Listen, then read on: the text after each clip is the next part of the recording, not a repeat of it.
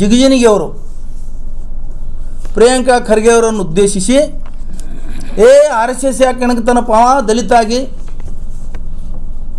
ಆಗಿ R S ಎಸ್ಗೆ ಪ್ರಶ್ನೆ ಮಾಡಬಾರ್ದ? ನೀವು 40 ವರ್ಷಗಳ ಕಾಲ ಸಚಿವರಾಗಿ ಶಾಸಕರಾಗಿ ಸಂಸದರಾಗಿ ನಿಮ್ಮ ಉದ್ದೇಶ ಏನಂದ್ರೆ ದಲಿತರಾಗಿ ಇರಬೇಕು. ನಿಮ್ಮ ಅರಿವಿಗೆ ಬರೋದಿಲ್ವಾ ಉಳಿದ ದಲಿತರು ಮೇಲೆ ಬರಲಪ್ಪ ಅಂಥೇಳಿ? ನಿಮಗೆ ಆ ಉದ್ದೇಶ ಇಲ್ಲ. ಅದನ್ನು ಪ್ರಿಯಾಂಕಾ ಖರ್ಗೆ ಅವ್ರಿಗೆ ಹೆದರಿಸ್ಬಿಡೋದು. ದಲಿತರು ಆರ್ ಎಸ್ ಎಸ್ ಮುಟ್ಟಿದ್ರು ಉಳಿದಿಲ್ಲ, ನಿನಗೂ ಹೊಡಿತಾರ, ನಿನಗೂ ಕೊಲ್ತಾರಪ್ಪ, ಆರ್ ಎಸ್ ಎಸ್ ಸಂಸ್ಕೃತಿ ಅದೇ ಅದ ಅಂತ ಹೇಳ್ದಂಗೆ ಅವರು. ಆರ್ ಎಸ್ ಎಸ್ ಅಂದ್ರೆ ಹಿಂದೂ ಧರ್ಮನ ಏನು ಅರು ಹಿಡ್ದಂಗೆ ಕಾಣ್ತದೆ ಅವ್ರಿಗೆ ಒಟ್ಟು. ಯಾಕಂದ್ರೆ ಏನಾಗ್ಬಿಟ್ಟದ, ಇವರು ಆ ಪ್ರಶ್ನೆನೇ ಇಂಥದ್ದು ಕೇಳ್ಯಾರ, ಅವ್ರಿಗೆ ಉತ್ತರಿಸ್ಲಿಕ್ಕೆ ಬರಲಾರ್ದಂಥದ್ದು ಕೇಳ್ಯಾರ, ಅದಕ್ಕೆ ಅವರು ಅರು ಹಿಡಿದು ಏನೇನೋ ಮಾತಾಡ್ತಿರ್ತಾರೆ. ಈಗ ಹಿಡ್ಕೊಂಡು ತಿರುಗಾಡಿ ಲಾಠಿ ಬೀಸಿ ಅದನ್ನು ಕವಾಯತ್ ಮಾಡಿಸೋದು, ಇದು ರಾಷ್ಟ್ರದ ಯಾವ ಅಭಿವೃದ್ಧಿ ಕೆಲಸ ಮಾಡ್ತಾರೆ? ನೀವು SIR ಮಾಡಿ ಕಾಗದ ಪತ್ರ ಕೇಳ್ತಾ ಇದ್ದೀರಿ ಜನರಿಗೆ. BY ವಿಜಯೇಂದ್ರ ಅವರು ನೀವು ಆರ್ ಎಸ್ ಎಸ್ಗೆ ಕೇಳ್ತೀರಿ, ಪ್ರಶ್ನೆ ಮಾಡ್ತೀರಿ, ಮದರ್ಸಗಳಿಗೆ ಏನು ಪ್ರಶ್ನೆ ಮಾಡಲ್ಲ, ಮದರ್ಸಗಳಲ್ಲಿ ಏನು ನಡೀತದೆ? ವಿಜಯೇಂದ್ರ ಅವರಿಗೆ ಇವತ್ತು ನಾನು ಚಾಲೆಂಜ್ ಮಾಡ್ತೀನಿ. ರಾಜ್ಯದಲ್ಲಿ ನಿಮ್ಮದು 8 ವರ್ಷ ಸರ್ಕಾರ ಇತ್ತು, ಕೇಂದ್ರದಲ್ಲಿ 12 ವರ್ಷ ಸರ್ಕಾರ ನಡೆದಿದೆ. ರಾಷ್ಟ್ರದ ಒಂದೇ ಒಂದು ಮದರ್ಸದಲ್ಲಿ ಇಂಥ ಚಟುವಟಿಕೆ, ಇಂಥವು ಬಾಂಬ್ ತಯಾರಿಕೆ, ಇಂಥವು ಆಯುಧಗಳು, ಬಾಂಬ್ಗಳು, ಬಂದೂಕುಗಳು ಏನಾದರೂ ಇದ್ರೂ ತೋರಿಸ್ಕೊಡ್ಬೇಕು.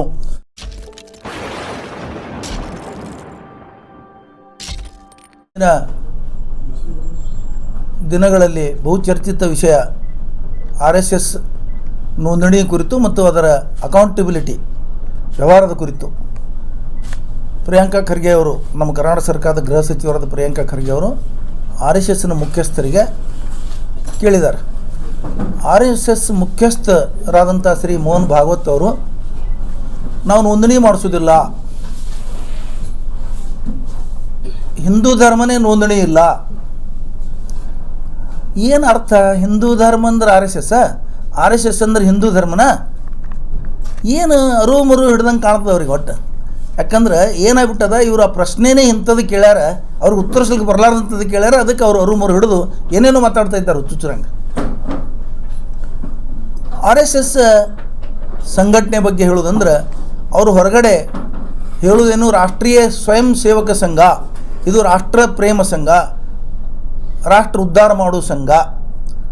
ರಾಷ್ಟ್ರ ಉದ್ಧಾರ ಮಾಡುವ ಸಂಘಗಳು ಚಟುವಟಿಕೆ ಏನಿದೆ ದೇಶದಲ್ಲಿ ಇವತ್ತು ನಿಮ್ಮಿಂದರಿಗೆ ಬಿಚ್ಚಿ ಹೇಳ್ಬೇಕಂದ್ರೆ,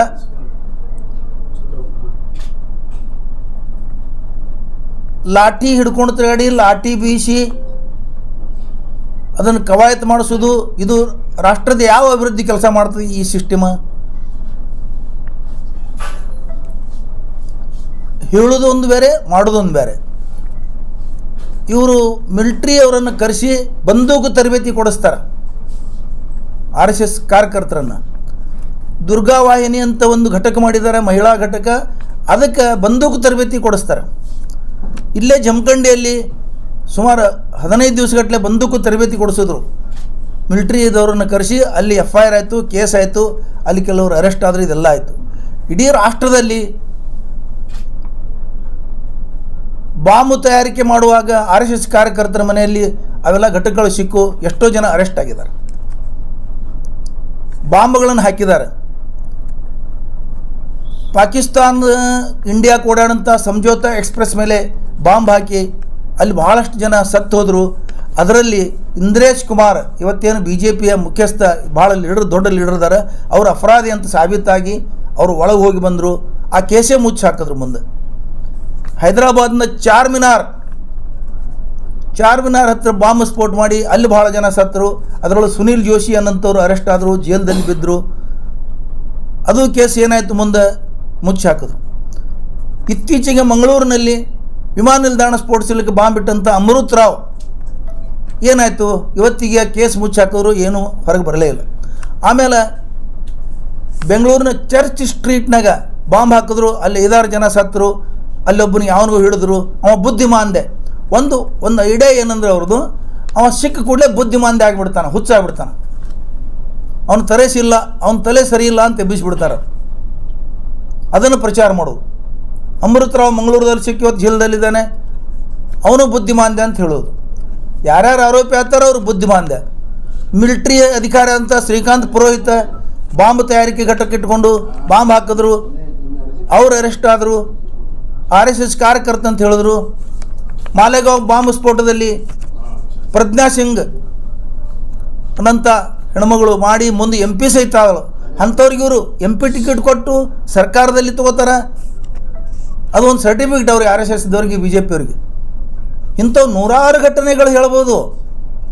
ಅಷ್ಟು ಘಟನೆಗಳದಾವೆ ಭಾರತ ದೇಶದ ಇತಿಹಾಸದಲ್ಲಿ. ಗುಜರಾತ್ದ ನರಮೇಧಾಯಿತು. ಆ ನರಮೇಧದ ಸಲುವಾಗಿ ಇದೇ ವಾರದಲ್ಲಿ ಅಮೆರಿಕ ಅಧ್ಯಕ್ಷ ಟ್ರಂಪ್ರವರು ಮೋದಿಯವರು ನೋಡೋಕೆ ಭಾಳ ಚಲೋ ಅದಾರ, ಆದ್ರೆ ಕೊಲೆಗಡಕದಾರ ಅಂತ ಸರ್ಟಿಫಿಕೇಟ್ ಕೊಟ್ಟರು. ಇವ್ರು ನಗ್ತಾರೆ, ಅವ್ರ ಎದುರಿಗೆ ಕೂತು ನಗ್ತಾರೆ ಇವ್ರು ಅದು ಹೇಳೋದಕ್ಕೆ. ಇವೆಲ್ಲ ಇತಿಹಾಸ ಇದ್ದಾವೆ. ಸ್ವಯಂ ಸೇವಕ ಸಂಘದ ಇದೇ ಕೆಲಸನಾ? ಇದೇ ರಾಷ್ಟ್ರದ ಅಭ್ಯುದಯ ಕೆಲಸಗಳು ಇವು? ಒಂದಾದರೂ ಹೇಳಿ, ಯಾವ ಸಾರ್ವಜನಿಕ ಕೆಲಸಕ್ಕಾಗಿ ನೀವು ಹೋರಾಟ ಮಾಡಿದಿರಿ ರಾಷ್ಟ್ರದಲ್ಲಿ?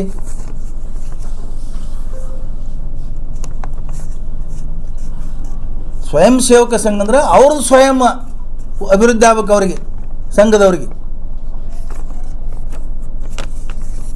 ಅವ್ರು ಸ್ವಯಂ ಸಂಘದವ್ರಿಗೆ ಸ್ವಯಂ ಬಿಟ್ಟರೆ ಏನೂ ಇಲ್ಲ. ಇನ್ನು ರಿಜಿಸ್ಟ್ರೇಷನ್ ಬಗ್ಗೆ ಕೇಳಿದ್ದಾರೆ ಖರ್ಗೆ ಅವರು. ಅದಕ್ಕೆ ರಿಜಿಸ್ಟ್ರೇಷನ್ ಅವಶ್ಯಕತೆ ಇಲ್ಲ ಅಂತ ಭಾಳ ಜನ ಹೇಳ್ತಿದ್ದಾರೆ. ಮೋಹನ್ ಭಾಗವತ್ ಅವರು ಹೇಳಿದ್ದಾರೆ. ಆಮೇಲೆ ಇನ್ನೊಂದೇನು ಹೇಳ್ಯಾರಂದ್ರೆ,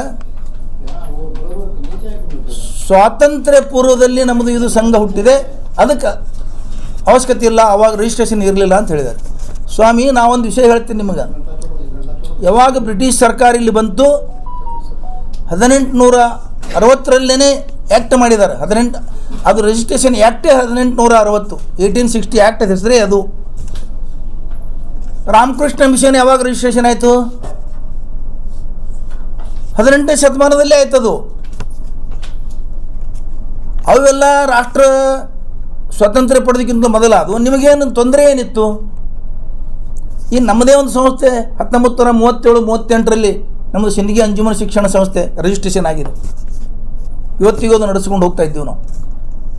ಸ್ವಾತಂತ್ರ್ಯ ಪೂರ್ವದಲ್ಲಿ ರಿಜಿಸ್ಟ್ರೇಷನ್ ಇರಲಿಲ್ಲ ಅಂತ ಸುಳ್ಳು ಹೇಳೋದು, ಹಿಂದೂ ಧರ್ಮ ರಿಜಿಸ್ಟ್ರೇಷನ್ ಆಗಿಲ್ಲ ಅಂತ ಹೇಳಿ ಉಡಾಪೆ ಮಾತು ಹೇಳೋದು, ಇದು ಶೋಭೆನಾ? ನಾವು ಸರ್ಕಾರದ ಹಣ ತೊಗೊಂಡಿಲ್ಲ. ಎಷ್ಟು ಸರ್ಕಾರದ ಆಸ್ತಿಗಳು ನಿಮ್ಮ ಮಂಜೂರಾಗ್ಯಾವ ಅನ್ನೋದು ತೆಗಿಬೇಕು, ಸರ್ಕಾರ ಚೌಕಸಿ ಮಾಡಬೇಕು. ಇದೇ ಖರ್ಗೆ ಅವರು, ಗೃಹ ಮಂತ್ರಿಗಳು, ಬೆಂಗಳೂರು ಸುತ್ತಮುತ್ತ ಎಷ್ಟು 1000 ಎಕರೆ ಆಸ್ತಿಗಳನ್ನು ಇವರು ನುಂಗಿದ್ದಾರೆ ಶಿಕ್ಷಣ ಸಂಸ್ಥೆ ಹೆಸರುಗಳಲ್ಲೇ ನೋಡಬೇಕು.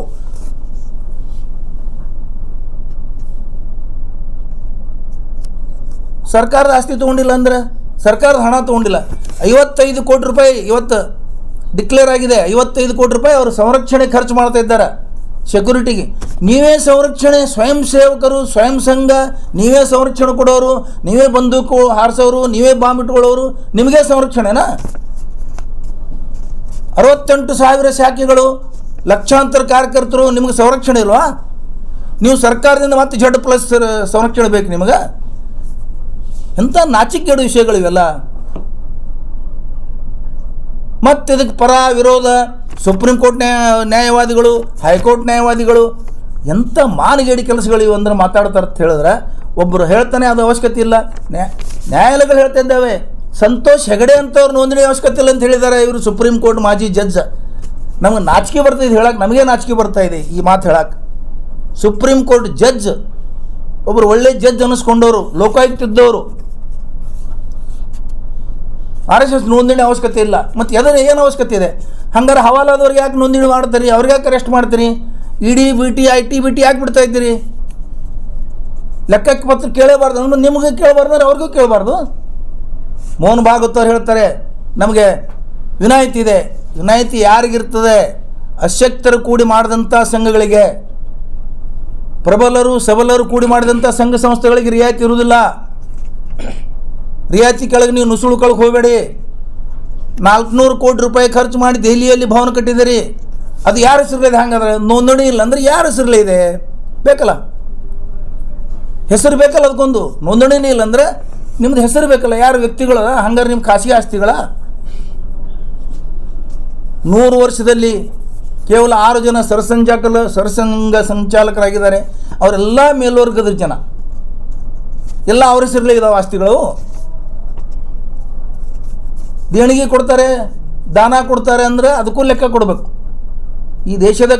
ಈ ದೇಶದಲ್ಲಿರೋರು ಅದಕ್ಕೂ ಲೆಕ್ಕ ಕೊಡಬೇಕು, ಅದಕ್ಕೂ ಕಾಗದ ಪತ್ರ ಕೊಡಬೇಕು. ನೀವು SIR ಮಾಡಿ ಕಾಗದ ಪತ್ರ ಕೇಳ್ತಾ ಇದ್ದೀರಿ ಜನರಿಗೆ. ಇದು ಯಾವ ಕಾನೂನು? ನೀವು 2002ರಲ್ಲಿ ಮತ ಹಾಕಿದ್ರಲ್ಲಿ ಕೊಡಿ, 2002ರಲ್ಲಿ ಕೊಡಿ, ನಿಮ್ಮ ಜನ ದಾಖಲೆ ಕೊಡಿ. ನಿಮ್ಮ ಹತ್ರ ದಾಖಲೆ ಇಲ್ಲ. ಮೊದಲ ನೀವು ದಾಖಲೆ ಇಲ್ಲದೆ ಇದ್ದೀರಿ ಇವತ್ತು ಈ ದೇಶದಲ್ಲಿ. ನೀವು ಇನ್ನೊಬ್ಬರಿಗೆ ದಾಖಲೆಗಳು ಕೇಳ್ತಾ ಇದ್ದೀರಿ. ಇದು ಯಾವ ಕಾನೂನು? 1860 ಆ್ಯಕ್ಟ್ ಪ್ರಕಾರ 6 ಜನರಿಗಿಂತಲೂ ಹೆಚ್ಚಿಗೆ 7 ಜನ ಸೇರಿದ್ರೆ ಒಂದು ಸಂಘ ಆಗ್ತದೆ. ಆ ಸಂಘ ನೋಂದಣಿ ಆಗಬೇಕಂತ ಕಾನೂನು ಇದೆ ಈ ಭಾರತ ದೇಶ. ಸಂವಿಧಾನದಲ್ಲಿ ಬರೆದಿಲ್ಲ. ಸಂವಿಧಾನದಲ್ಲಿ ಎಲ್ಲ ಬರೋಕ್ಕಾಗಲ್ಲ. ಸಂವಿಧಾನದಲ್ಲಿ ಅವರು ಕಾನೂನು ರಚನೆ ಮಾಡಿದ ಮೇಲೆ ಕಾನೂನು ಪ್ರಕಾರ ನಡೀಬೇಕಾಗ್ತದೆ. ಸಂವಿಧಾನದ ನಂತರ ಕಾನೂನು ಮಾಡಿದ್ದಾರೆ. ಸಂವಿಧಾನದ ಪ್ರಕಾರ ಕಾನೂನು ಆಗ್ತದೆ. ಕಾನೂನು ಪ್ರಕಾರ ದೇಶ ನಡೀತದೆ. ಸಂವಿಧಾನದಲ್ಲಿಲ್ಲ. ಸಂವಿಧಾನವೂ ಸರಿಯಾಗಿ ಓದಿಲ್ಲ, ಕಾನೂನು ಸರಿಯಾಗಿ ಓದಿಲ್ಲ. ಸಂವಿಧಾನದ ಮೇಲೆ ದೇಶ ನಡೀಬೇಕು, ದೇಶ ಸಂವಿಧಾನದ ಮೇಲೆ ಕಾನೂನು ನಡೀಬೇಕು. ನೋಂದಣಿ ಮಾಡೋ ಕಾನೂನು ಇಲ್ವಾ?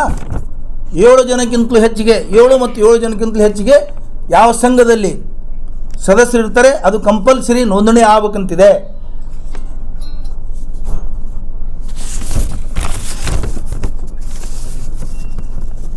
ಆಮೇಲೆ ಯಾಕೆ ನೋಂದಣಿ ಮಾಡ್ತಾ ಇಲ್ಲ ಅನ್ನೋದು ಭಾಳ ಮಹತ್ವದ ವಿಷಯ.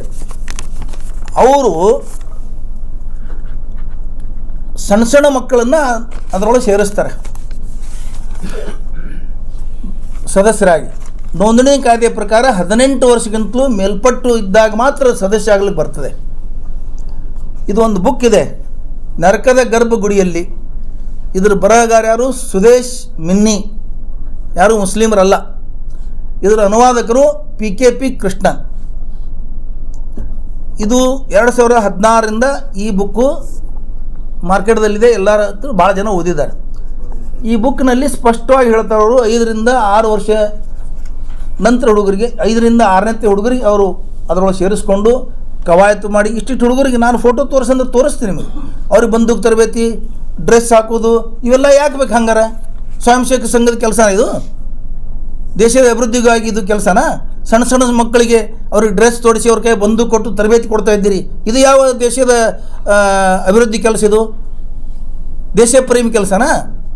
ಬಂದೂಕು ತರಬೇತಿ ಕೊಡೋದು ದೇಶ ಪ್ರೇಮನ? ಈ ಬುಕ್ನಲ್ಲಿ ಸ್ಪಷ್ಟವಾಗಿ ಹೇಳ್ತಾರೆ ಅವರು. ನನಗೆ ತೊಗೊಂಡು ಹೋದರು. ನಾನು 25 ವರ್ಷಗಳ ಕಾಲ ಈ ದೇಶದಲ್ಲಿ ಎಲ್ಲ ಸುತ್ತಾಡಿ ಪ್ರಚಾರಕನಾಗಿ ಕೆಲಸ ಮಾಡಿ ನಾನು ಅದರಿಂದ ಹೊರಗೆ ಬಂದಿದ್ದೇನೆ. ಅದರ ಹೆಸರೇ ನರಕದ ಗರ್ಭಗುಡಿಯಲ್ಲಿ. ಒಂದು ಸಲ ಅಲ್ಲಿ ಒಳಗೆ ಹೋದ್ರೆ ಅವನು ಹೊರ ಜಗತ್ತಿನ ಅಥವಾ ಹೊರಗಿನ ವಿಷಯಗಳು ಅವನಿಗೆ ಗೊತ್ತೇ ಆಗಲಾರ್ದಂಗೆ ಅಲ್ಲಿ ಬ್ರೈನ್ ಇದು ಮಾಡ್ತಾರೆ. ಇಲ್ಲೇನು ಜಿಗಜಿನಿಗೆ ಅವರು, ಬಸವರಾಜ ಬೊಮ್ಮಾಯಿ ಅವರು RSS ಬಗ್ಗೆ ಮಾತಾಡ್ತಾರೆ. ಇವ್ರಿಗೆ ಏನೂ ಗೊತ್ತೇ ಇಲ್ಲ, ಗೇಟೇ ನೋಡಿಲ್ಲ ಇವರು. ಒಳಗೆ ಹೋಗೋದು ದೂರಿ ಉಳಿತು, ಗೇಟಿನ ಹತ್ರನೇ ಬಿಟ್ಟಿಲ್ಲ ಇವರಿಗೆ. AK ಸುಬ್ಬಯ್ಯನವರು ಈ ರಾಜ್ಯದ ಸರ್ಕಾರದ ವಿರೋಧ ಪಕ್ಷದ ನಾಯಕರು. ಅವ್ರ ಲೈಫ್ ಇಡೀ ಜೀವನ ಎಲ್ಲ RSS BJP ಜೊತೆ ಇದ್ದು ಅವರು ಅಲ್ಲಿ ಎಲ್ಲ ಒಳಗಿನ ಅಸಹ್ಯಕರ ಘಟನೆಗಳು, ಸಮಸ್ಯೆಗಳನ್ನು ನೋಡಿ ಅವರು ಹೊರಗೆ ಬಂದು ಅವರು ಒಂದು ಬುಕ್ ಬರೆದಾರೆ. 1988ರಿಂದ ಈ ಬುಕ್ ಪ್ರಚಲಿತದಲ್ಲಿದೆ. RSS ಅಂತರಂಗ. ಆಮೇಲೆ ದೇವನೂರು ಮಹಾದೇವ್ ಅವರು RSS ಆಳ ಮತ್ತು ಅಗಲತ್ತು ಬರೆದರು.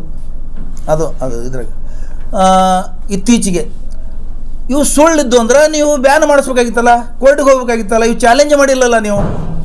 ಇವ್ರ ಲೇಖನಗಳು ಚಾಲೆಂಜ್ ಮಾಡಬೇಕಾಗಿತ್ತು.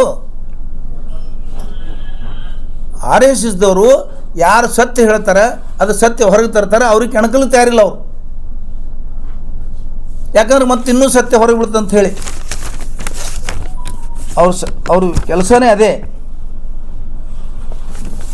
ಆಮೇಲೆ ಈ ವಾರದಲ್ಲಿ 3-4 ದಿವಸದ ಹಿಂದೆ ಜಿಗಜಿನಿಗೆ ಅವರು ಪ್ರಿಯಾಂಕಾ ಖರ್ಗೆ ಅವರನ್ನು ಉದ್ದೇಶಿಸಿ RSS ಯಾಕೆ ಕೆಣಕ್ತಾನಪ್ಪ ದಲಿತ ಆಗಿ RSSಗೆ ಪ್ರಶ್ನೆ ಮಾಡಬಾರ್ದ? ನೀವು 40 ವರ್ಷಗಳ ಕಾಲ ಸಚಿವರಾಗಿ, ಶಾಸಕರಾಗಿ, ಸಂಸದರಾಗಿ ನಿಮ್ಮ ಉದ್ದೇಶ ಏನಂದ್ರೆ ದಲಿತರಾಗೇ ಇರಬೇಕು. ಡಾಕ್ಟರ್ ಬಾಬಾ ಸಾಹೇಬ್ ಅಂಬೇಡ್ಕರ್ ಅವರು ದಲಿತರು ಮುಖ್ಯವಾಹಿನಿಯಲ್ಲಿ ಬರಲಿ, ಮುಖ್ಯ ಪ್ರವಾಹದಲ್ಲಿ ಇರಲಿ ಅಂತ ತಿಳ್ಕೊಂಡು ಮೀಸಲಾತಿ ಕೊಟ್ಟಿದ್ದಾರೆ.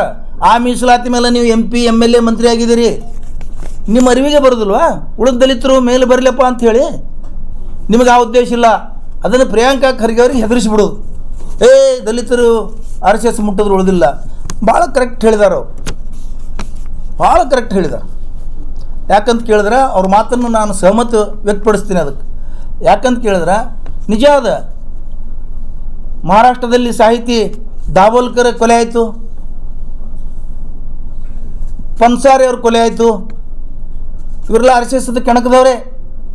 MM ಕಲಬುರ್ಗಿ ಕೊಲೆ ಆಯಿತು, ಡಾಕ್ಟರ್ MM ಕಲಬುರ್ಗಿ ಅವ್ರದ್ದು. ಗೌರಿ ಲಂಕೇಶ್ ಅವ್ರ ಕೊಲೆ ಆಯಿತು. ಇವರೆಲ್ಲ RSS ಕೆಣಕದವ್ರೆ. ಅದಕ್ಕೆ ನಿನಗೂ ಹೊಡಿತಾರ, ನಿನಗೂ ಕೊಲ್ತಾರಪ್ಪ, RSS ಸಂಸ್ಕೃತಿ ಅದೇ ಅದ ಅಂತ ಹೇಳ್ದಂಗೆ ಅವರು. ಅದಕ್ಕೆ ಎಚ್ಚರಿಕೆ ಹೇಳಿದ್ದಾರೆ ಅವರು. ಒಬ್ಬ ದಲಿತ ಮನುಷ್ಯ, ದಲಿತ ಮಂತ್ರಿಗೆ ಏನಾರ ಆಗಬಾರ್ದಂತ ಎಚ್ಚರಿಕೆ ಹೇಳಿದ್ದಾರೆ. RSS ಸಂಸ್ಕೃತಿಯನ್ನು ಜಿಗಜಿಣಿಗೆ ಅವರು ಬಿಚ್ಚಿಟ್ಟಿದ್ದಾರೆ. ಅದನ್ನು ನಾನು ಜಿಗಜಿಣಿಗೆ ಅವರು ಹೇಳಿದ್ದು ಒಪ್ತೀನಿ. ಯಾಕಂದ್ರೆ ಇದ್ದಂಗೆ ಹೇಳ್ಯಾರ ಅವರು. ಭಾಳ ಮುಗ್ಧ ರಾಜಕಾರಣಿ ಅವರು. ಅದಕ್ಕೆ ಅವ್ರು ಇದ್ದಂಗೆ ಹೇಳ್ಯಾರ. ನಾವು ಅವ್ರ ಮಾತಿಗೆ ಸಹಮತ ವ್ಯಕ್ತಪಡಿಸ್ತೀವಿ.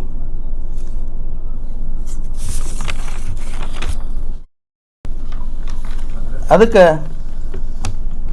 ಇನ್ನೊಂದು ವಿಷಯ, ಈ ಘಟನೆ ನಡೆದ ಮೂಲಕ ನಮ್ಮ ರಾಜ್ಯದ BJP ಅಧ್ಯಕ್ಷರಾದ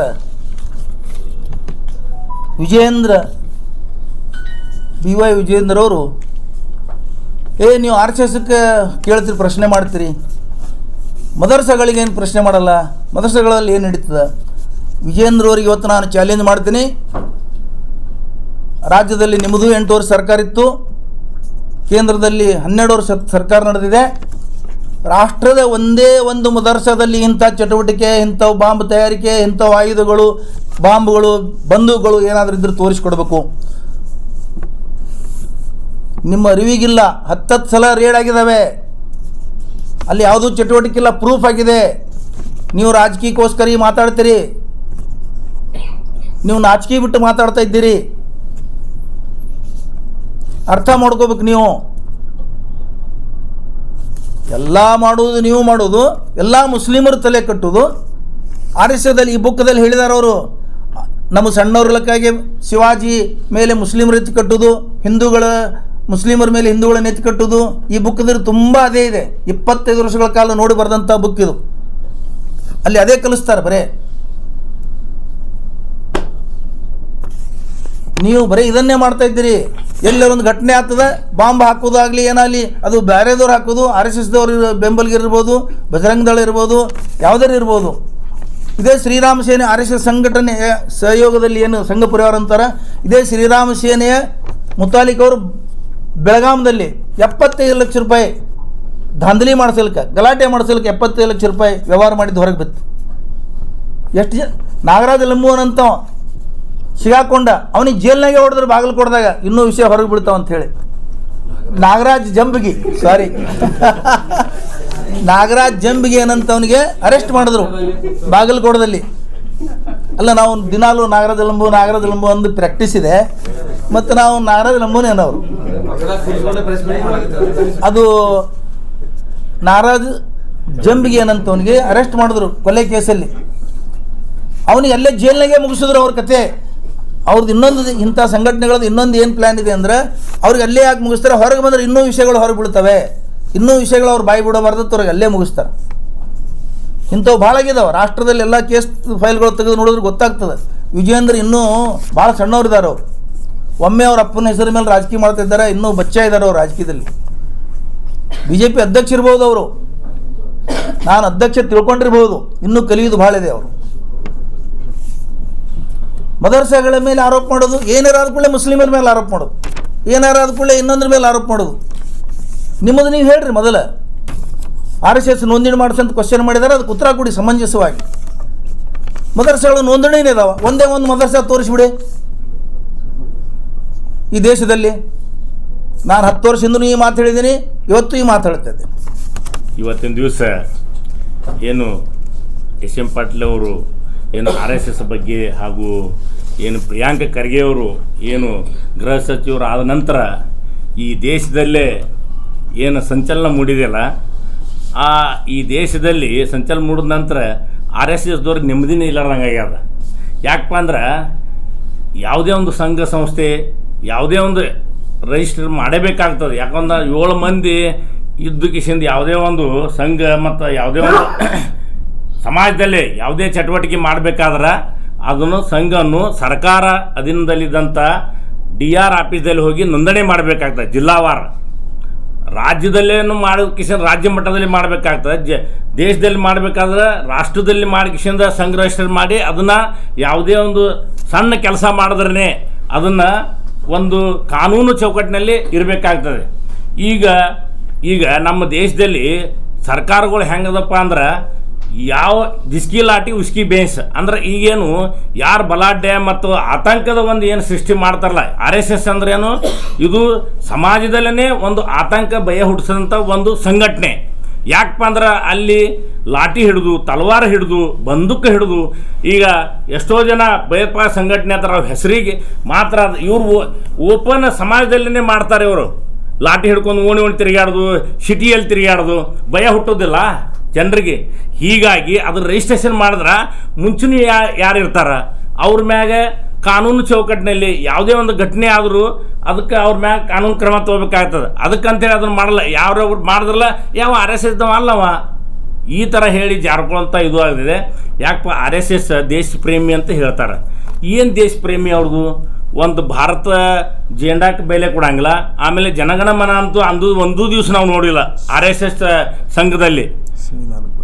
ಸಂವಿಧಾನಕ್ಕೆ ಮತ್ತು ಏನಪ್ಪ ಈ ದೇಶದಲ್ಲಿ ಸಂವಿಧಾನ ಏನಿದೆಯಲ್ಲ ಎಲ್ಲ ಜನಾಂಗದ ಎಲ್ಲ ಧರ್ಮದವ್ರಿಗಿದೆ.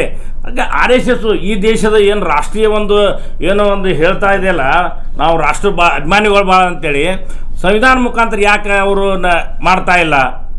ಯಾಕಂದ್ರೆ ನಾಗ್ಪುರದಲ್ಲಿ ನೀವು ನಾಗ್ಪುರ RSS ಸಂಘ ಇದೆಯಲ್ಲ, ಇನ್ನೂವರೆಗೆ ಇಲ್ಲಿ ಜೆಂಡಾ ಇಲ್ಲ. ಈಗ ಎಲ್ಲ ಸಂಘ ಸಂಸ್ಥೆಗಳು ಕಂಪಲ್ಸರಿ ಭಾರತ ಜೆಂಡಾವನ್ನು ಹಾರಿಸ್ತಾರೆ. ಒಂದು ದಿವಸ ಅಲ್ಲಿ RSS ಕಚೇರಿ ಮ್ಯಾಗೆ ಜೆಂಡಾ ಹಾರಿಸೋ ಉದಾಹರಣೆ ಇದೆಯಾ? ಇಲ್ಲ. ಇವರು ಭಯವನ್ನು ಸಮಾಜದಲ್ಲಿ ಭಯವನ್ನು ಹುಟ್ಟಿಸೋಂಥ ಸಂಘಟನೆ. ಈ ಸಂಘಟನೆ ನೋಡು, ಈಗ ಪ್ರಿಯಾಂಕ್ ಖರ್ಗೆ ಅವರು ಏನು ಒಂದು ನಿಲುವು ತೊಗೊಂಡಾರಲ್ಲ, ಅದು ನಮ್ಮ ಈಗ ಸಮಾನ ದೃಷ್ಟಿ ಒಳಗೆ ಸಮಾನತೆ ಬಯಸೋರು, ಏನು ಈ ದೇಶವನ್ನು ಉಳಿಬೇಕಂತ ಅನ್ನೋಂಥ ಜನ ಅವ್ರ ಹಿನ್ನೆಲೆ ಎಲ್ಲರೂ ಸಪೋರ್ಟ್ ಮಾಡ್ತಾರೆ. ಹೀಗಾಗಿ ಈಗ ಏನೇ ಇದ್ದರೂ RSSದವರು ಈಗ ಜಿಲ್ಲಾನೇ ಆಗಲಿ ರಾಜ್ಯದಲ್ಲೇ ಆಗಲಿ ಅದು ನೋಂದಣಿ ಆಗಬೇಕು. ಯಾಕಂದ್ರೆ ಎಲ್ಲರದ್ದು ಕರ್ತವ್ಯ ಇದೆ, ಕ್ವಶನ್ ಮಾಡಬೇಕು ನೀವು. ಯಾಕಂದ್ರೆ ಈಗ RSS ಇದ್ದಲ್ಲಿ ಯಾರಪ್ಪ ಅದಾರಪ್ಪ ಗೊತ್ತದ? ಮುಂಚೂಣಿ ಒಳಿದವ್ರಂತಲ್ಲ ಎಲ್ಲರೂ ಬ್ರಾಹ್ಮಣರೇ ಅದಾರ. ಇವು ಶೂದ್ರು ಯಾರಾದಿರ ಅನ್ನೋದು ನಿಮಗೆ ಅರ್ಧ ಮಂದಿಗೆ ಗೊತ್ತಿರಲಿಲ್ಲ. ಶೂದ್ರ ಅಂದ್ರೆ ಏನು? ಎಲ್ಲರೂ ಏನು ತಿಳ್ಕೊತಾರೆ? ದಲಿತರಲ್ಲಪ್ಪ. ಶೂದ್ರ ಅಂದ್ರೆ ಲಿಂಗಾಯತ ಕಮ್ಯುನಿಟಿ, ಅತಿ ಶೂದ್ರ ಅಂದ್ರೆ ದಲಿತರು. ಹೀಗಾಗಿ ನೀವು ಶೂದ್ರರು ಏನಿದ್ದೀರಿ, ನಿಮ್ಮ ಈ ದೇಶದ ನಿಮ್ಗೆ ಈ ನಿಲುವು ಏನದ, ಈ ದೇಶದ ಏನು ನಿಮಗೆ ಇದು ಕೊಟ್ಟದ ಅನ್ನೋದು ನೀವು ತಿಳ್ಕೊಬೇಕು. ಯಾಕಂದ್ರೆ ಇತಿಹಾಸವನ್ನು ಬಲ್ಲವನು ಇತಿಹಾಸ ಸೃಷ್ಟಿ ಮಾಡ್ತಾನೆ. ಹಾಗಾಗಿ ಪ್ರಿಯಾಂಕ್ ಅವರು ದಲಿತರಲ್ಲ, ಅವರು ಈ ದೇಶದ ಇತಿಹಾಸವನ್ನು ತಿಳ್ಕೊಂಡಾರ. ಅದಕ್ಕೆ ಒಂದು ಇತಿಹಾಸವನ್ನು ನಿರ್ಮಿಸಲತ್ತಾರೆ. ಯಾಕಂದ್ರೆ ಕ್ವಶನ್ ಮಾಡೋ ಹಕ್ಕಿದೆ ಎಲ್ಲರಿಗೆ ಕಾನೂನು ಚೌಕಟ್ಟಿನಲ್ಲಿ ಮತ್ತು ಸಂವಿಧಾನದಲ್ಲಿ ಮಾತಾಡುವ ಹಕ್ಕಿದೆ. ಹೀಗಾಗಿ ಅವ್ರು ಕಾನೂನು ಚೌಕಟ್ಟಿನಲ್ಲಿ ಕೇಳ್ತಾ ಇದ್ದಾರೆ. ಹೀಗಾಗಿ ನಾವು ಎಲ್ಲರಿಗೆ ಅವರಿಗೆ ಒಂದು ಸಪೋರ್ಟ್ ಇದೆ ಅಂತ ಹೇಳ್ತಾ ನನ್ನ ಮಾತನ್ನು ಮುಗಿಸ್ತೇನೆ. ಕಾರ್ಪೊರೇಷನ್ಗಳಿದಾವೆ. ಈಗೇನು ಮೋದಿಯವರು ಮಾರಾಟ ಮಾಡಿದ್ರಲ್ಲ 12 ವರ್ಷಗಳಲ್ಲಿ, ಅವೆಲ್ಲ ನೋಂದಣಿ ಆಗಿದ್ದಾವೆ. ಸರ್ಕಾರದ ಸಂಸ್ಥೆಗಳಿದ್ದರೂ ಸಹಿತ ಅವೆಲ್ಲ ನೋಂದಣಿ ಮಾಡಿದ್ದಾರೆ. Just like BPL, Bharat petroleum limited, IOC ಇವೆಲ್ಲ ನೋಂದಣಿ ಇದಾವೆ. ಕಾರ್ಪೊರೇಟ್ ವಲಯದಲ್ಲಿ ನೋಂದಣಿ ಆಗ್ಯಾವೆ.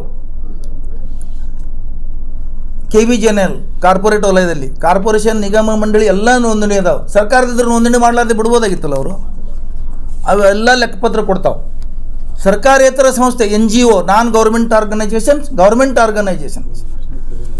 ಆರ್ಗನೈಜೇಷನ್ಗಳೇ ಅದ್ರ ಹೆಸರು ಎಲ್ಲಿ ಆರ್ಗನೈಜೇಷನ್ ಬರ್ತದೆ ಅಲ್ಲೇ ನೋಂದಣಿ ಆಗಬೇಕು.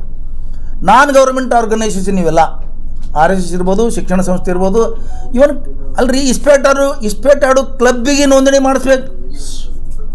ಡ್ರಿಂಕ್ಸ್ ಮಾಡೋಂಥ ಮದ್ಯಪಾನ ಮಾಡೋಂಥ ಕ್ಲಬ್ಗಳಿದಾವೆ ಕೆಲವು, ಅವಕ್ಕೂ ನೋಂದಣಿ ಮಾಡಿಸ್ಬೇಕು. ಎಲ್ಲದಕ್ಕೂ ನೋಂದಣಿ. ಹಾಗಾದ್ರೆ ನೀವು ಕೆಲವರಿಗೆ ಅರೆಸ್ಟ್ ಮಾಡ್ತಾಯಿದ್ದೀರಿ. ಮೊನ್ನೆ ಬೆಳಗಾದ ಒಬ್ಬನಿಗೆ ಕೋಟಿಗಟ್ಟಲೆ ವ್ಯವಹಾರ ಮಾಡಿ ಅಂತ ಅರೆಸ್ಟ್ ಮಾಡಿದ್ರಿ. ಮತ್ತು ಅವ ವ್ಯವಹಾರ ಮಾಡ್ತಿದ್ನಲ್ಲ, ಅವನ ದುಡ್ಡವ ಅವ್ನಿಗೆ ಯಾಕೆ ನೀವು ಅನಧಿಕೃತ ಅಂತ ಹೇಳಿ? ಅಧಿಕೃತ ಬೇಕು, ಎಲ್ಲಿ ಅಧಿಕೃತ ಹೊರಡು ಬರ್ತದೆ ಅಲ್ಲಿ ನೋಂದಣಿ ಆಗಬೇಕು. ಎಲ್ಲಿ ನೋಂದಣಿ ಆಗೋದಿಲ್ಲ ಅದು ಅನಧಿಕೃತ. ಏನು ಕೇಳೋದಿದ್ರೆ ಕೇಳ್ರಿ. ಸಿಎಂ DK ಅವರು ಫಸ್ಟ್ ಅವರನ್ನೇ ಪ್ರಶ್ನೆ ಮಾಡಬೇಕು. ಯಾಕಂದ್ರೆ ಅವರೆಲ್ಲ ಪ್ರಶ್ನೆಗಳಿಗೆ ಉತ್ತರ ಕೊಡೋರು ಅವರೇ, ರಾಜ್ಯದ ಮುಖ್ಯಮಂತ್ರಿಗಳು. ಮೊದಲು ಪ್ರಶ್ನೆ ಮಾಡೋದಾದ್ರೆ ಅವರನ್ನೇ ಮಾಡಲಿ ಅಂತ ಬಿಜೆಪಿ ಅವರ ಆರೋಪ. ಒಬ್ಬ ರಾಜ್ಯದ ಗೃಹ ಸಚಿವರಾಗಿ ಯಾರನ್ನು ಪ್ರಶ್ನೆ ಮಾಡಬೇಕು, ಯಾರಿಗೆ ಮಾಡಬಾರ್ದು, ಯಾವ ವಿಷಯದಲ್ಲಿ ಯಾರಿಗೆ ಮಾಡಬೇಕು ಅನ್ನೋದು ಅವ್ರಿಗೆ ಬಿಟ್ಟಿದ್ದು. ಬಿ ಜೆ ಪಿಯವ್ರು ಹೇಳ್ದಂಗೆ ಕೇಳಾಕಿಲ್ಲ. ಅವ್ರು ಸರ್ಕಾರ ನಡೆಸ್ತಿದ್ದಾರೆ, ಅವ್ರ ಸರ್ಕಾರ ಗೃಹ ಮಂತ್ರಿ ಇದ್ದಾರೆ, ಅವ್ರ ವಿವೇಚನೆಗೆ ಬಿಟ್ಟಿದ್ದು, ಅವ್ರ ವಿವೇಚನೆ ಪ್ರಕಾರ ಕೆಲಸ ಮಾಡ್ತಾ ಇದ್ದಾರೆ. ಮೋಹನ್ ಭಾಗವತ್ ಅವರಿಗೆ ಕೇಳೋಕ್ಕೆ ಯಾವ ಅಧಿಕಾರ ಕೊಟ್ಟಿದ್ದಾರೆ? ಪ್ರಿಯಾಂಕಾ ಖರ್ಗೆ ಅವರಿಗೆ ಅಧಿಕಾರ ವ್ಯಾಪ್ತಿ ಯಾವುದು? ಕಾನೂನು ವ್ಯಾಪ್ತಿಯಲ್ಲೇ ಪ್ರಶ್ನೆ ಕೇಳಿದಾರೆ ಅವರು. ಪ್ರಶ್ನೆ ಕೇಳಬೇಕಾಗಿರೋದ ಆ ಸ್ಥಾನದೊಳಗೆ ಪ್ರಿಯಾಂಕಾ ಖರ್ಗೆ ಅವರೆಲ್ಲ ಅವ್ರ ವ್ಯಾಪ್ತಿ ಬರೋದಿಲ್ಲ. ಅದು ಈಗ ಗೃಹ ಮಂತ್ರಿಗಳಾಗಿ ಮಾಡುವ ಕೆಲಸಗಳು ಬಹಳಷ್ಟು ಇದಾವೆ. RSSಗೆ ಪ್ರಶ್ನೆ ಮಾಡುವಂತ ಅವ್ರದ್ದು ಅಧಿಕಾರ ವ್ಯಾಪ್ತಿ ಇಲ್ಲ ಅನ್ನೋದು ನಿಮ್ಮ ಪ್ರಶ್ನೆ ಸರಿ ಇದೆ. ನಮ್ದಲ್ಲ, ಅವ್ರದ್ದು. ಇಲ್ಲ ಸರಿ ಇದೆ, ಅವ್ರದ್ದೇ ವಿಷಯ ಸರಿ ಇದೆ. ಒಬ್ಬ ರಾಜ್ಯದ ಗೃಹ ಮಂತ್ರಿ ಈ ರಾಜ್ಯದಲ್ಲಿ ಯಾವುದೇ ಇರಲಿ ಕಾನೂನುಬದ್ಧವಾಗಿ ನಡೆಯಲಿ ಅನ್ನೋದು ಸಲುವಾಗಿ ಅವರು ಭಾಗವತರು ಪ್ರಶ್ನೆ ಮಾಡಿದ್ದಾರೆ. ಭಾಗವತ್ ಅವ್ರಿಗೆ ಖರ್ಗೆ ಪ್ರಶ್ನೆ ಮಾಡಬಾರ್ದಂದ್ರೆ ಭಾಗವತ್ ಅವರ RSS ಸಂಘಟನೆ ಕರ್ನಾಟಕದಲ್ಲಿ ಇರದೇ ಇದ್ರೆ, ಆ ಸಂಘಟನೆ ಚಟುವಟಿಕೆ ಕರ್ನಾಟಕದಲ್ಲಿ ಇರದೇ ಇದ್ದರೆ ಅವ್ರು ಪ್ರಶ್ನೆ ಮಾಡ್ತಿರಲಿಲ್ಲ. ಕರ್ನಾಟಕದಲ್ಲಿ ಚಟುವಟಿಕೆ ಇದೆ, ಸಾವಿರಾರು ಬ್ರ್ಯಾಂಚ್ ಇದ್ದಾವೆ, ಸಾವಿರಾರು ಘಟಕಿದ್ದಾವೆ. ನಾವು RSS ಅಂತ ತಿಳ್ಕೊಂಡು ಹೇಳಿದ್ರಲ್ಲಾಗಲೇ ಬಡಗಿ ಹಿಡ್ಕೊಂಡು ಕವಾಯತ್ತ ಗಲ್ಲಿಗಲ್ಲಿ ತಿರುಗಾಡ್ತೀರಿ. ಬಂದೋಬಸ್ತು ಸರ್ಕಾರದ್ದು ಕೊಡಬೇಕಾಗ್ತದೆ. ಈಗ ಸುಪ್ರೀಂ ಕೋರ್ಟ್ ಒಂದು ಆರ್ಡರ್ ಮಾಡಿದೆ. ಯಾರು ಪ್ರತಿಭಟನೆ ಸಭೆ ಸಮಾರಂಭ ಏನು ಮಾಡ್ತಾರೆ ಅಥವಾ ಇಂಥವು ಕವಾಯತಿರ್ಬೋದು, ಅವು ನಡೆಸಲಿಕ್ಕೆ ಪರ್ಮಿಷನ್ ಕೊಡಬೇಕಾದ್ರೆ ಜವಾಬ್ದಾರಿಯುತವಾಗಿ ಅಫಿಡೇಟ್ ಕೊಡಬೇಕು, ಮುಚ್ಚಳಿಕೆ ಬರ್ಕೊಡ್ಬೇಕು ಏನಾದರೂ ಜವಾಬ್ದಾರಿ ಅಂತೇಳಿ. ಸಂಘಟನೆ ರಿಜಿಸ್ಟ್ರೇಷನೇ ಇಲ್ಲಾಂದ್ರೆ, ಅದಕ್ಕೆ ಮುಖ್ಯಸ್ಥನೇ ಇಲ್ಲಾಂದ್ರೆ ಯಾರು ಬರ್ಕೊಡ್ಬೇಕು ಮುಚ್ಚಳಿಕೆ? ಇವೆಲ್ಲ ಕಾನೂನು ಸಮಸ್ಯೆ ಬರ್ತಾವೆ. ಅದಕ್ಕೆ ಗೃಹ ಸಚಿವರು ಪ್ರಶ್ನೆ ಮಾಡಿದ್ದಾರೆ. ಮೊಹರಂನಲ್ಲಿ ಬಡಗಿ ಹಿಡ್ಕೊಂಡು ಕುಣಿತಾರೆ, ಎಲ್ಲರೂ ರಿಜಿಸ್ಟ್ರೇಷನ್ ಮಾಡಿಸಿರ್ತಾರೆ. ಮೊಹರಂ ಬಡಗಿ ಹಿಡ್ಕೊಂಡು ಕುಣಿಯೋದು ಅದು ಜಾತ್ರೆ ಕ್ಷೇತ್ರಗಳಲ್ಲಿ. ಇದು ಕೂಡ ಭಾರತದ ಜಾತ್ರೆ. ಇಲ್ಲಿ ಭಾರತ ಮಾತೆ ಭವ್ಯ ಮೆರವಣಿಗೆನ ರಸ್ತೆಗಳಲ್ಲಿ ಮಾಡ್ತಾ ಇದ್ದಾರೆ. RSS ಅನ್ನೋದು ಮೂರ್ತ ಸ್ವರೂಪದಲ್ಲಿಲ್ಲ, ಅಮೂರ್ತವಾಗಿರೋದು ಅಂತ. ಅಮೂರ್ತ ನಡೆಯಂಗಿಲ್ಲ, ಮೂರ್ತ ಸ್ವರೂಪ ಬೇಕಿದಕ್ಕೆ ಸರ್ಕಾರಕ್ಕೆ. ಅಮೂರ್ತ ಅದೃಶ್ಯ ಅದು ಅಲ್ಲಿ ನಡೆಯಂಗಿಲ್ಲ. ಇದಕ್ಕೆ ಅದೃಶ್ಯ ಅಮೂರ್ತ ನಡೆಯಂಗಿಲ್ಲ, ಒಳಗೊಂದು ಹೊರಗೊಂದು ನಡೆಯಂಗಿಲ್ಲ. ಏನಿದ್ರು ಖುಲ್ಲಾ ಇರಬೇಕು ಸರ್ಕಾರದ ಮಟ್ಟ. ಅದು ನಡೀತಾ ಇರೋದೇ ಖುಲ್ಲಾ ಮೈದಾನದಲ್ಲಿ. ಅವ್ರು ಮಾಡ್ತಾ ಇರೋದೇ ಅದೃಶ್ಯ, ಅವ್ರು ಹೇಳ್ತಾ ಇರೋದು ಅದು ಅವ್ರು ಮಾಡ್ತಾ ಇರೋದೇ ಅದೃಶ್ಯ. ಬಿಜೆಪಿ ಪ್ರೆಸ್ ಮೀಟ್ ಅಲ್ಲಿ ಅವ್ರು ಹೇಳ್ತಾ ಇರೋದೇ ಮೈದಾನದಲ್ಲಿ ನಡೀತಾ ಇರತಕ್ಕಂತ, ಮೈದಾನದಲ್ಲಿ ನಡೀತದೆ. ಯಾರು ನಡೆಸ್ತಾರೆ? ಅವರೇ 50 ಜನ 100 ಜನ 200 ಜನ ಅವರೇ ಇರ್ತಾರೆ ಅಲ್ಲಿ. ಸ್ವಯಂ ಸೇವಕ ಅವ್ರ ಹೆಸರಿಗೆ ಸರ ಮೈದಾನ ಹೆಸರಿಗೆ ಅದು ಅಲ್ಲಿ ನಡೆಯೋದೆಲ್ಲ ಗುಪ್ತ ಚಟುವಟಿಕೆನೆ. ಅವರು ಸಾರ್ವಜನಿಕರಿಗೆ ಪ್ರವೇಶ ಇಲ್ಲ ಅಲ್ಲಿ. ಇನ್ನೊಬ್ಬ ಬಂದು ಕೂಡುದಿಲ್ಲ, ಯಾರು ನೋಡುದಿಲ್ಲ. ಈಗ ಆಟ ಆಡ್ತಾರೆ ಕ್ರಿಕೆಟ್, ನಮ್ಮಂತವ್ರು 4 ಮಂದಿ ಕೂತ್ ನೋಡ್ತೀವಿ. ಇವ್ರು ಕವಾಯತ್ ಮಾಡ್ತಾರೆ, ಇವ್ರು ಯಾರು ಕವಾಯತ್ ನೋಡಿಲ್ಲ. ಇವ್ರ ಮಾತುಗಳು ಚಟುವಟಿಕೆಗಳು ಯಾರು ನೋಡಿಲ್ಲ ಇವತ್ತಿಗೆ. ಬೇರೆ ಸಂಘಟನೆಯವರು ಜನರಿಗೆ ಕೂಡಿಸಿ ಮಾಡ್ತಾರೆ. ಎಲ್ಲೂ ಕೂಡ 4 ಗೋಡೆ ಮಧ್ಯೆ ಅಲ್ಲ, ಬಹಿರಂಗವಾಗಿ ಪಥ ಸಂಚಲನ ಮಾಡೋದು, ಮುಸಲ್ಮಾನರು ಹೂವಿನ ಹಾರ ಹಾಕಿ ಹೂವು ಚೆಲ್ಲಿ ಭಾವೈಕ್ಯತೆ ಮೆರೆಯುವಂತದ್ದು, ಇದೆಲ್ಲ ನೋಡ್ರಿ. ಎಲ್ಲ ಕರೆಕ್ಟ್, ಎಲ್ಲ ಕರೆಕ್ಟ್. ಯಾರು ಬೇಡ ಅಂದಾರ?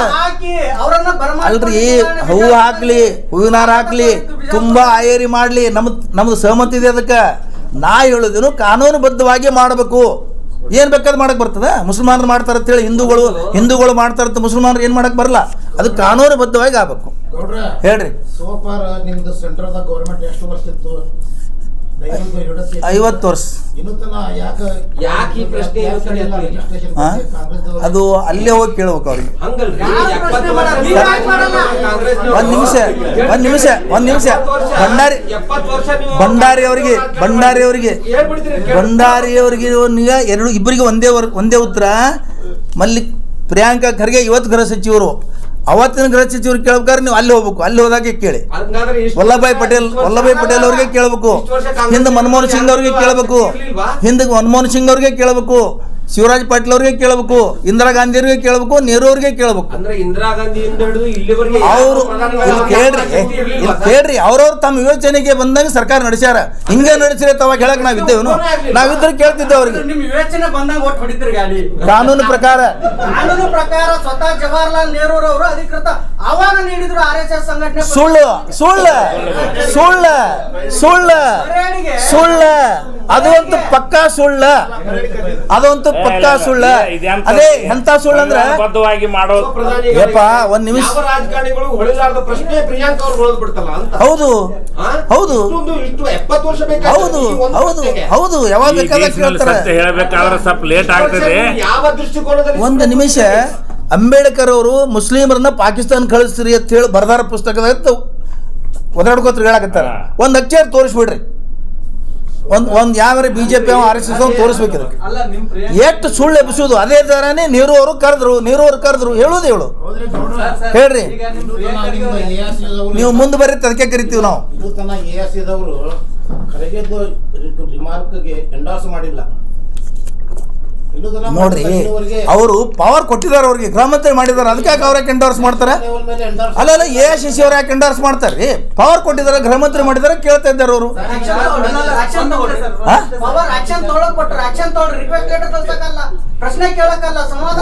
ಒಂದು ವಿಷಯ ಹೇಳ್ತೀನಿ ನಿಮ್ಗೆ. ಒಬ್ಬ ಆರೋಪಿ ಅದಾನ, ಅವನಿಗೆ ಸುಪ್ರೀಂ ಕೋರ್ಟ್ ಆರ್ಡರ್ ಏನ್ ಮಾಡಿದ ಗೊತ್ತೇನು? ಅವನಿಗೆ ನೋಟಿಸ್ ಕೊಡ್ರಿ ಫಸ್ಟ್ ಅಂತ ಹೇಳ, ಹೋಗಿ ಪೊಲೀಸ್ ಹಿಡ್ಕೊಂಡು ಬರೋ ಹಾಗಿಲ್ಲ. ಕಾನೂನದು ಈ ದೇಶದಾಗ ಕಾನೂನು ಪ್ರಕಾರ ಇದೆ. ಅವರು ಮೌಖಿಕವಾಗಿ ಕೇಳಿದ್ದಾರೆ. ಈಗ ಅದೇ ಲಿಖಿತವಾಗಿ ಭಾಗವತ್ ಅವ್ರಿಗೆ ಪರಿಸಿದಾರ, ಬರ್ತದ.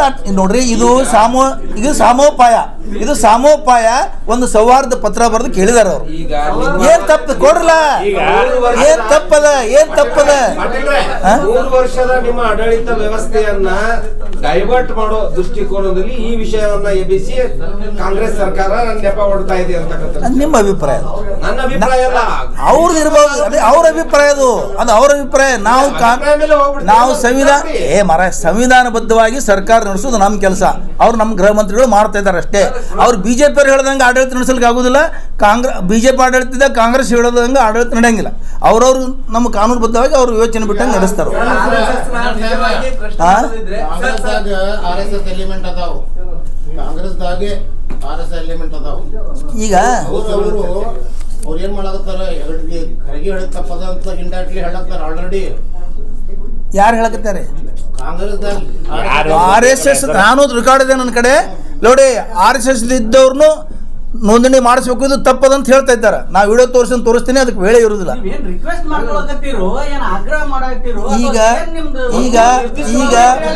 ಈಗ ಮೋಹನ್ ಭಾಗವತ್ ಅವ್ರಿಗೆ ರಿಕ್ವೆಸ್ಟ್ ಮಾಡಿದೀವಿ ನಾವು, ಗೃಹ ಮಂತ್ರಿಗಳು ರಿಕ್ವೆಸ್ಟ್ ಮಾಡಿದ್ದಾರೆ. ಅವ್ರು ಒಂದ್ ವೇಳೆ ಕೊಡದೇ ಇದ್ರೆ 2ನೇ ಹಂತಕ್ಕೆ ಏನ್ ಕ್ರಮ ತಗೋತಾರ ನಮ್ ಗೃಹ ಮಂತ್ರಿಗಳು ನಿರ್ಣಯ ಮಾಡ್ತಾರೆ. ತಾಕತ್ತಾಟ ದಮ್ ಇತ್ತಂದ್ರ ಈ 2 ವರ್ಷನ್ಯಾಗ ಅವ್ರು ಈ ರಾಜ್ಯದಲ್ಲಿ ಪಥ ಸಂಚಲನ ಕೇಳ್ರಿ, ಅವ್ರ ಉತ್ತರ ಕೊಡ್ತಾರ. ಈಗ ಮುಂಚೆನೇ ರಿಜಿಸ್ಟ್ರೇಷನ್ ಆಗಿಲ್ಲ ಅಂತ ಇನ್ನೂವರೆಗೆ ರಿಜಿಸ್ಟ್ರೇಷನ್ ಆಗಿಲ್ಲ ಅಂತ ಎಲೆಕ್ಷನ್ ಏನಾಗ್ಯದ ಮಾಡಿಸ್ತಾರೆ ಸರ್. ನಾವು ಒಮ್ಮೆ ಈಗ ಸದ್ಯನೇ ಈಗ ಸೌಹಾರ್ದಯುತ ಪತ್ರ ಬರ್ದಾರ, ಸಂಘಕ್ಕೆ ಕೈ ಹಾಕ್ಯಾವ. ಸೌಹಾರ್ದಯುತ ಪತ್ರ ಬರ್ದಾರ. ಸ್ಟೇಟ್ ಇಶ್ಯೂ ಇಲ್ಲ, ಇದು ನ್ಯಾಷನಲ್ ಇಶ್ಯೂ ಅದ. ನ್ಯಾಷನಲ್ ಇಶ್ಯೂನೇ ಆಗ್ಯದ ಈಗ ಇದು. ಪುರುಷೋತ್ತಮ ಅವ್ರು ಏನೋ ಕೇಳಿದ್ರಲ್ಲ, ಏನಿಲ್ಲ, ಕಾಂಗ್ರೆಸ್ ಪಕ್ಷ ನೆಹರು ಇದ್ದಾಗಲೇ ಒಂದ್ಸಲ ಕಾಂಗ್ರೆಸ್ ಇದ್ದಾಗಲೇ ಏನು ಅಂತಂದ್ರೆ ಅವ್ರ ಮೇಲೆ ಹೇಳಿದಂತ ಏನು ಒಂದು ನಿರ್ಬಂಧ ಇರ್ತಾರೆ ವಾಪಸ್ ಕಾಂಗ್ರೆಸ್ ಸರ್ಕಾರನೇ ತಗೊಂಡ್ರು. ಯಾಕಂದ್ರೆ ತಿಳುವಳಿಕೆ ಇದ್ದಿದ್ರೆ ಕಾಂಗ್ರೆಸ್ನವ್ರಿಗೆ ಹಾಕಿದ್ರೆ ನಿರ್ಬಂಧ ತಗೋಬಾರ್ದಿಲ್ಲ. ತಡ್ರಿ ಇಲ್ಲಿ ಕೇಳ್ರಿ, ಇಷ್ಟೆಲ್ಲ ಇಲ್ಲಿ ಕೇಳ್ರಿ. ಅವ್ ಕರೆಕ್ಟ್, ನೀವು ಪ್ರಶ್ನೆ ಭಾಳ ಚಲೋ ಅದ. ಅವಾಗ ಯಾಕೆ ನಿರ್ಬಂಧದ ಹಿಂತಕೊಂಡ್ರದ್ ಕೇಳ್ತಾ ಇದ್ದೀರಿ, ಹೌದಿಲ್ಲ? ಇವರು ರಿಕ್ವೆಸ್ಟ್ ಮಾಡಿದ್ರು, ನಾವು ಇನ್ನು ಮೇಲೆ ಯಾರು ವಲ್ಲಭಾಯ್ ಪಟೇಲ್ ಅವ್ರ ಮುಂದೆ ಹೋಗಿ ರೆಕಾರ್ಡ್ ಇದೆ ಇದು, ನಾವು ಇನ್ನು ಮೇಲೆ ಸಂವಿಧಾನಬದ್ಧವಾಗಿರ್ತೀವಿ, ನಾವು ಇಂಥವೆಲ್ಲ ಯಾವುದು ಮಾಡಲ್ಲ ಅಂತೇಳಿ ಇವರು ಬರ್ಕೊಟ್ಟಿದ್ದಾರೆ. ಅಲ್ಲಿ ಬರೆಸ್ಕೊಂಡು ನಿರ್ಬಂಧ ಹಿಂತಕೊಂಡ್ರೆ ಕೇಳ್ರಿ, ಸಾವರ್ಕರ್ ಅವ್ರು ಹೊರಗೆ ಬರ್ತಿದ್ದಿಲ್ಲ. ಒಂದು ವೇಳೆ ಹಂಗೆ ಕ್ಷಮಾಪಣೆ ಕೊಟ್ಟರು ಹೊರಗೆ ಬಿಟ್ರು. ಹೊರಗೆ ಹಾಕ್ಬಿಟ್ರು ಅವ್ರಿಗೆ ಅಂತ ಕೇಳಿದ್ರೆ ಒಂದು ನಿಮಿಷ ಹೇಳಿದ್ದಾರೆ. ಪುರುಷೋತ್ತಮ ಹೇಳ್ತೀನಿ ಮುಂದೆ. ಅಲ್ಲ ಸರ್, ಅಲ್ಲೇ ಒಂದೇ ನಿಮಿಷ. ಸಂವಿಧಾನ ಪ್ರಕಾರ ಬರ್ಸ್ಕೊಂಡು ಕೊಟ್ಟರು ಅಂದ್ರೆ ಸಂವಿಧಾನ ಪ್ರಕಾರ ರಿಜಿಸ್ಟ್ರೇಷನ್ ಮಾಡಿಸಿದ ಮೇಲೆ ನಿಮಗೆ ನಾವು ನಿರ್ಬಂಧ ಏನು ತೆಗಿತೀವಿ ಅಂತ ಕೊಡ್ಬೋದು ಅಂತ ಹೇಳ್ಬೋದಲ್ಲ. ಹೌದಾ? ಅದೇ ಆಳು ಹೇಳ್ದಲ್ಲ, ನೀರೂರಿಗೆ ಕೇಳ್ಬೇಕದು ಯಾಕೆ ಹಂಗೆ ಮಾಡಿದ್ರಂತ. ಇಲ್ಲ ಖರೇನೆ ಅವ್ರಿಗೆ ಕೇಳ್ಬೇಕಲ್ಲ. ನೀರೂರ ಪ್ರಶ್ನೆ ನನಗೆ ಕೇಳಿದ್ರೆ ಏನು ಹೇಳುದು? ಇದರ ಅರ್ಥ ನಿಮ್ಮ ಕಾಂಗ್ರೆಸ್ RSS ಅನ್ನು ಒಪ್ಕೊಂಡಿದೆ ಅಂತ. ಪುರುಷೋತ್ತಮರ ಮುಂದೆ ಅಲ್ಲಿ ಹೋಗ್ತೀವಲ್ಲ ಅಲ್ಲೇ ಕೇಳೋಣಂತೆ ಎಲ್ಲರೂ. ಇದರ ಅರ್ಥ ನಿಮ್ಮ RSS ಅನ್ನ ಹಿಂದಕ್ಕೆ ಕಾಂಗ್ರೆಸ್ ಒಪ್ಕೊಂಡಿತ್ತು ಅಂದಂಗಾಯ್ತು ಅರ್ಥ. ಯಾರು ಏನು ಹಿಂಗೆ ಹೇಳಿದ್ರೆ ಏನು ಒಪ್ಕೊಂಡಿತ್ತೇನೋ ಬಿಟ್ಟಿತ್ತೇನೋ ಏನು ಹಂಗೆ ಮಾತಾಡೋದಂದ್ರೆ ಹೆಂಗೆ ಹೇಳೋದು? ಇಷ್ಟು ದಿನ ಸುಮ್ಕೋತಾರೆ, ಈಗ ಖರ್ಗೆ ಅವ್ರು ಬಂದ್ರು. ಹೌದ್ರಿ, ಈಗ ಒಬ್ಬ ದುರಸ್ಥ ಗೃಹ ಮಂತ್ರಿ ಬಂದಾನ ಕೇಳ್ತಾನ, ಈಗ ಕೇಳ್ಯಾರ ಹಾಗೆ ಕೇಳ್ಯಾರ ಅಂದ್ರೆ ನೀವು ಹೇಳೋ ನಿಮ್ಮ ಮಾತು ಕೇಳಿ ಅವಾಗೇ ಕೇಳ್ಬೇಕಾಯ್ತಾನು. ನಡಿ ಅಲ್ಲಿ ಹೋಗು ನಡ್ರಿ. जुड़े रहिएगा आपके अपने चैनल बीजापुर समय के साथ।